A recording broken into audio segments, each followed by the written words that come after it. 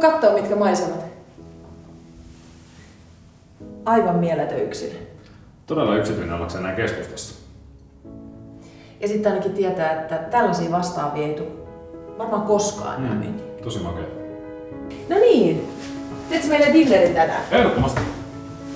Hei, täältä löytyy 2 astianpesukonetta. Toi on superhyvä. Kun enemmän vieraita, niin toimii. Kyllä. Mun ei tarvitse tiskaa koko iltaa. Nimenomaan.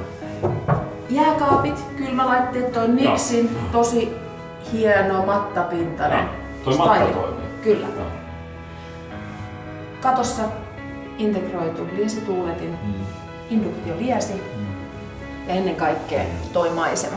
Nimenomaan. Aivan mahtavaa. Valo kulkee tosi hyvin.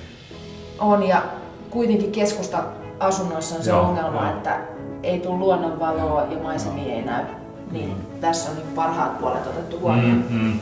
Pisteenä in päälle. Tanskalainen parveke keittiössä. Toi kesät ihan paras. Talon alimmassa kerroksessa sijaitsee päämakuuhuone, jonka yhteydessä on iso vaatehuone sekä saunaosasto. Talon ensimmäisessä kerroksessa, jossa sijaitsee sisäänkäynti, on 2 makuuhuonetta sekä suihkullinen WC. Talon toisessa kerroksessa sijaitsee keittiö, ruokailutila ja olohuone, jonka huonekorkeus on 7 metriä. Koko seinän korkuinen ikkuna luo mielettömät näköalat vanhaan Eiraan.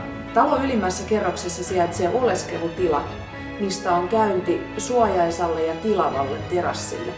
Terassilla sijaitsee 6 hengen poreallas.